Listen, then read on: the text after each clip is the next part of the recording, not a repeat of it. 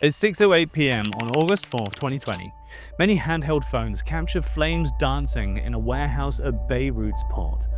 People watched from their balconies, filming what looks like a routine fire.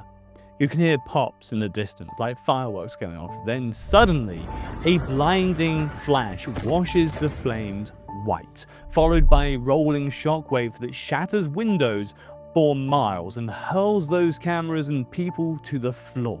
This was ground zero, a warehouse fire, a chemical most people never think about, and a chain of decisions stretched over 7 years had just converged into one of the largest non-nuclear explosions ever recorded. The blast left a 400-foot crater by the sea and tore open grain silos like they were made of paper. So what ignited it? And who knew it could happen? And could a similar blast happen in your city? I'm Andy Roberts, and this is the story of Beirut 2020, inside the blast that shook a city and the world. And the scary part is that, yeah, it could happen again. So what exactly was it that exploded? What you just witnessed was 2,750 tons of ammonium nitrate exploding. That's nearly 6 million pounds of a chemical compound that's supposed to make crops grow, not level city blocks. This massive stockpile had been sitting in Warehouse 12 since 2014, when a cargo ship called the MV Rosas was detained while carrying the material from Georgia to Mozambique. Instead of continuing its journey or being properly disposed of, the ammonium nitrate was simply offloaded and then forgotten. Think of the ammonium nitrate like a shaken soda bottle. Under normal conditions, it's all good. Farmers use it as fertilizer every day. But add heat, confinement, and contamination, and that stability becomes a really bad time. The Beirut blast now ranks among the largest non-nuclear urban explosions. And this disaster struck a whole city already on its knees. Lebanon was deep in economic crisis. Its hospitals were overwhelmed by COVID-19, and its people were struggling just to get by. The explosion didn't just destroy buildings, it shattered an already shattered community. But here's why this story matters far beyond Lebanon's borders. Someone knew that ammonium nitrate was there. The question is, why didn't they do something about it? The last hours. Now, let's rewind to that Tuesday afternoon and reconstruct what happened in those final hours. It's August 4th, 2020, late afternoon in Beirut. Workers are going about their business at the port when a fire breaks out in Warehouse 12. At first, it seems routine. Warehouse fires happen, people have insurance, all pretty normal stuff, right? People start filming from nearby buildings as smoke billows from the structure. Also pretty normal. Everyone's got a camera in their phone, right? But then the pops begin. Witnesses describe sounds like fireworks going off, small explosions that suggest something more volatile than just burning wood or paper. What many people didn't realize is that Warehouse 12 wasn't just storing ammonium nitrate, it also housed fireworks. So yeah, what they thought were fireworks were actually fireworks. The fire department responds, racing towards the port, but they have no idea what they are driving into. Several of these first responders would become victims of the blast they were trying to prevent. Okay, so here's where the science gets critical. When you have a smaller fire heating up ammonium nitrate, you create the conditions for what's called a deflagration to detonation transition. In normal person terms, the fire starts as kindling, but as the ammonium nitrate heats up, the reaction accelerates faster and faster until it crosses a threshold and becomes a big old explosion. Now, there's been speculation about welding work happening that day, sparks that might have started the whole chain of events, but even years later, investigators still can't definitively say what lit that first flame. What we do know is that once the fire started, the clock was ticking. So exactly how much of that 2,750 tons actually exploded when the clock ran out? The physics? At 6:09 p.m., the dominoes finally fell. Fire led to ammonium nitrate decomposition, which creates pressure and confined hotspots, which triggered that thing you now know, a deflagration to detonation transition, which generated a hemispherical shockwave that would be felt for miles. The numbers tell the story of just how massive this explosion was. Scientists have analyzed seismic data, satellite imagery, and thousands of videos to estimate the blast's yield. Their calculations range from 0.2 to 1.25 kilotons of TNT equivalent, with most studies clustering around 0.5 to 1.1 kilotons. To put that into perspective, that's roughly 1/20th the power of the atomic bomb that was dropped on Hiroshima. But here's a crucial detail. Not all 2,750 tons of ammonium nitrate exploded.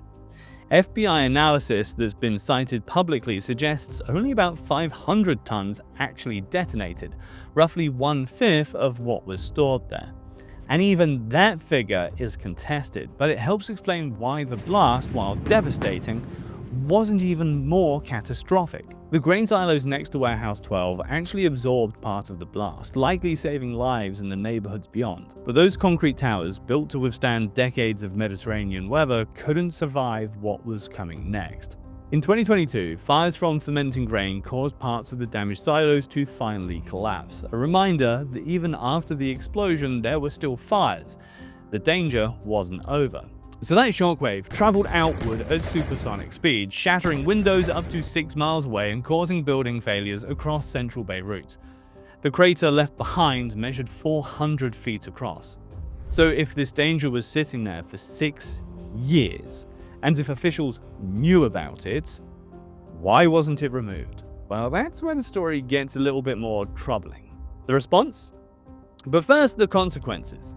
The human toll was staggering. At least 218 people died that day, with some counts reaching 220 or higher. Nearly 7,000 were injured, and 300,000 people, roughly 1/5 of Beirut's population, were suddenly homeless or displaced from damaged buildings. To understand why the destruction spread so far, you need to understand something called overpressure. The blast created a pressure wave that weakened as it traveled outward, but even miles from the port it was still strong enough to turn windows into deadly projectiles. Glass is particularly vulnerable to these pressure waves, which is why people 6 miles away were suddenly dodging shards flying through their living rooms. What made this disaster even more devastating was the timing. Beirut's hospitals were already stretched thin from COVID-19, and suddenly they're dealing with thousands of blast victims. Emergency rooms that were rationing supplies for pandemic patients now faced mass casualties with complex trauma injuries. The international response was swift. The UN's Office for the Coordination of Humanitarian Affairs and the International Search and Rescue Advisory Group coordinated teams from multiple countries. Search and rescue specialists, medical personnel, and emergency supplies started flowing into Beirut within hours. But the real heroes were often local. The Lebanese Red Cross, already exhausted from months of economic crisis and pandemic response, mobilizing everything they had. Volunteers with brooms and shovels showed up to help clear debris from neighborhoods that looked like war zones. Small business owners swept glass from their destroyed shops, knowing they might not have the money to rebuild. In a city that had survived civil war, foreign occupation, and economic collapse, people knew how to pull together in a crisis. But this time felt different. This wasn't war, or politics, or even a natural disaster. This was preventable. The question everyone was asking: who is responsible, and will anyone be held to account? The cargo. And to understand how this disaster became inevitable, we need to go back to September 2013 and a rusty cargo ship called the MV Rosas. The ship was carrying 2,750 tons of ammonium nitrate from Georgia to Mozambique when it made what should have been a routine stop in Beirut for additional cargo and fuel.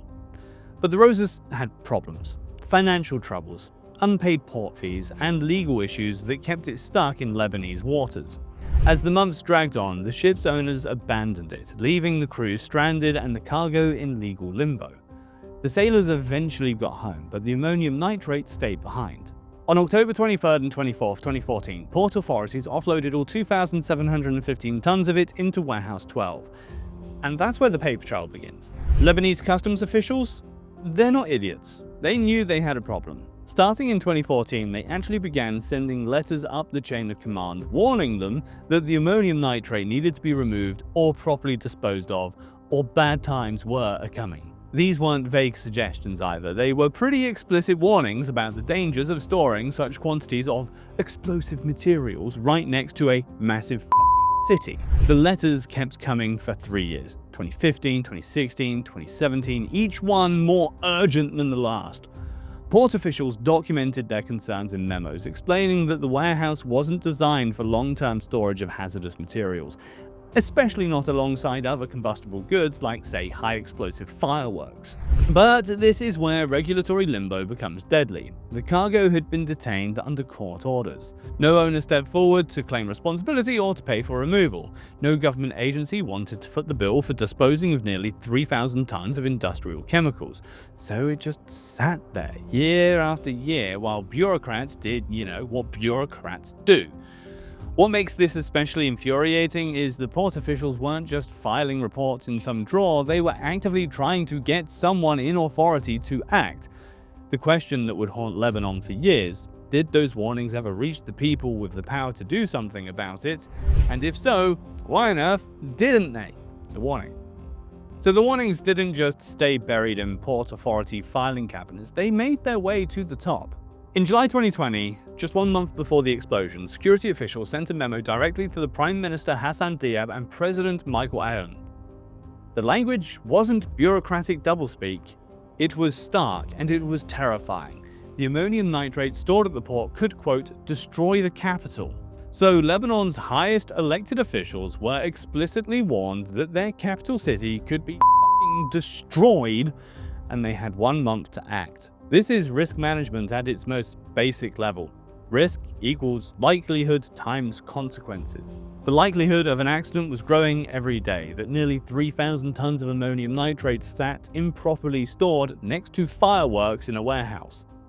The consequence, as the memo stated, was the potential destruction of Beirut. For the families of the 218 people who died, this isn't just policy failure, it's a betrayal. They spent years demanding answers, marching through the streets of Beirut, holding photos of their loved ones and asking the same questions over and over. If you knew, why didn't you act? The ammonium nitrate could have been sold, exported, or disposed of safely. Other countries have faced similar situations and managed them without leveling a city block. Instead, Lebanon's leaders had a month to prevent disaster and chose to do nothing. The question remains, what did the investigations reveal about this alleged criminal negligence? The probe. The political fallout was immediate. 6 days after the blast, on August 10, 2020, Prime Minister Hassan Diab's entire government resigned under massive public pressure. Protesters filled the streets of Beirut, demanding accountability. But resignation isn't the same as justice, and that's where Lebanon's legal system began to show its limitations. Judge Fadi Sawan launched the initial investigation, followed by Judge Tarek Batar, who took over the probe in 2021. Both judges faced enormous pressure: political interference, lawsuits challenging their jurisdiction, and even personal threats. The investigation stalled repeatedly as powerful officials used legal maneuvers and parliamentary immunity to avoid questioning. This is why national probes often fail in politically charged disasters. When the people you're investigating have the power to change the laws, control the courts, or claim immunity from prosecution, justice doesn't exactly prevail, does it? Witnesses disappeared. Evidence gets buried. Cases drag on for years while memories fade and public attention moves elsewhere. And for nearly 3 years, it looked like no one would ever be held accountable. Families of victims continued their protests, marching to courthouses with photos of their loved ones, but the legal system seemed paralyzed by politics. Then something unexpected happened, not in Lebanon, but in London. In 2023, the UK High Court ruled that Savaro Limited, a company involved in the ammonium nitrate supply chain, was liable for damages to blast victims. This marked the first time an entity had been held legally responsible for the Beirut explosion, and damages were awarded to families who had waited years for any form of justice. Meanwhile, back in Lebanon, Judge Tarek Batar quietly resumed his investigation in 2025, beginning to question senior security officials who had previously avoided scrutiny. It's a small step, but for the first time in years, there's movement towards accountability. Where else? Now, if you think this couldn't happen in your city, think again. The US, for example, has its own history with ammonium nitrate disasters, and the current regulatory landscape has some troubling gaps. On April 17, 2013, in West Texas, a fertilizer plant storing ammonium nitrate caught fire and explodes, killing 15 people and injuring over 260. The blast was so powerful it registered as a 2.1 magnitude earthquake and damaged or destroyed 150 buildings. The Chemical Safety Board investigated and found that ammonium nitrate storage practices were a direct causal factor. They issued recommendations to improve safety standards and oversight. But here's the problem.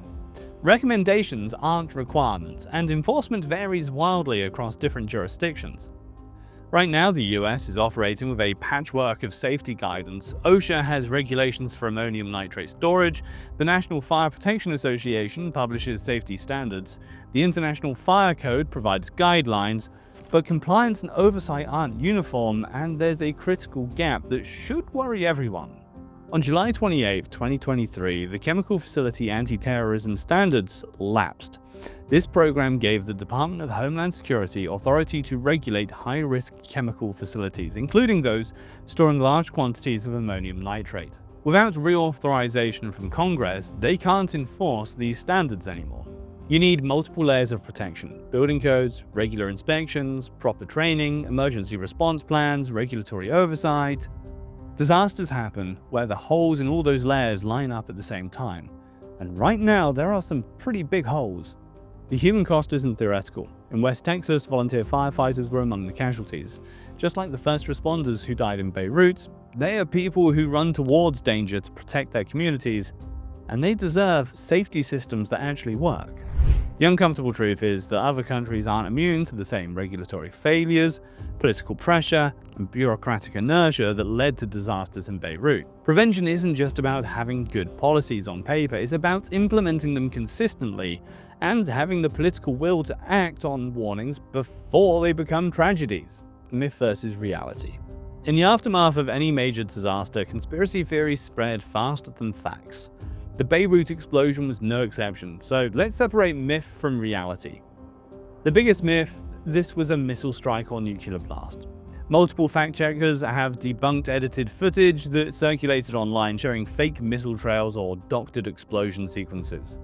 The physics alone debunks the nuclear theory. That white ring expanding from the blast that they said looks like a nuclear blast isn't a nuclear signature. It is a Wilson condensation cloud formed by rapid pressure changes in the atmosphere. You can see the same effect in large conventional explosions. But here's what we still don't know for certain: the exact ignition source. There has been speculation about welding work that day, sparks that might have started the initial fire, but even years later, investigators can't definitively prove what lit that first flame. What the evidence clearly supports is a fire leading to ammonium nitrate detonation. The sequence of events, just not the initial trigger. Another disputed point: exactly how much ammonium nitrate exploded. FBI briefings cited publicly put the figure around 500 tons, about 1/5 of what was stored there. Other analysis suggests it could have been higher, but there's consensus on one key point: not all 2,750 tons detonated. If they had, the destruction would have been far worse. These uncertainties don't change the fundamental reality. This wasn't some mysterious attack or foreign conspiracy. This was a preventable industrial disaster caused by years of negligence, regulatory failure, and political inaction. The ammonium nitrate sat there for 6 years while officials shuffled papers. The real story is actually more damning than any conspiracy theory. A government that knew about the danger and chose to do nothing until it was too late. So, what changed? So what has actually changed since that August evening in 2020? The symbolism is there in 2025. In 2025, Lebanon added the damaged grain silo to its historic monuments inventory, a gesture towards preserving the memory of what happened to the towering concrete structures, scarred and twisted by the blast. Now stands as an official reminder of the disaster. But symbolism isn't the same as safety, is it? In 2022, those same silos partially collapsed when fermenting grain left inside since the explosion caught fire. It's a stark reminder that even after a catastrophe, risk management issues persist. The very monuments to the disaster became dangerous themselves. The legal probe has resumed under Judge Tarek Batar, and there's been some accountability abroad through the UK courts. But Lebanon's port operations continue much as they did before, with the same regulatory weaknesses, the same political interference, and many of the same officials who fail to act on warnings. Real change requires moving from risk ignorance to risk governance. That means maintaining proper inventories of hazardous materials, enforcing separation distances between incompatible chemicals, implementing emergency response plans that actually work, and creating transparency so the public know what dangers exist in their neighborhoods. This isn't rocket science. It's about following established protocols, conducting regular inspections, training personnel properly, and having the political will to enforce regulations even when it's expensive or inconvenient. Less paper pushing, more action. Can Beirut get justice and safer ports? Yes, but only if legal and safety reforms actually take hold. The families of the 218 people who died deserve more than symbolic monuments. They deserve systems that prevent the next preventable disaster.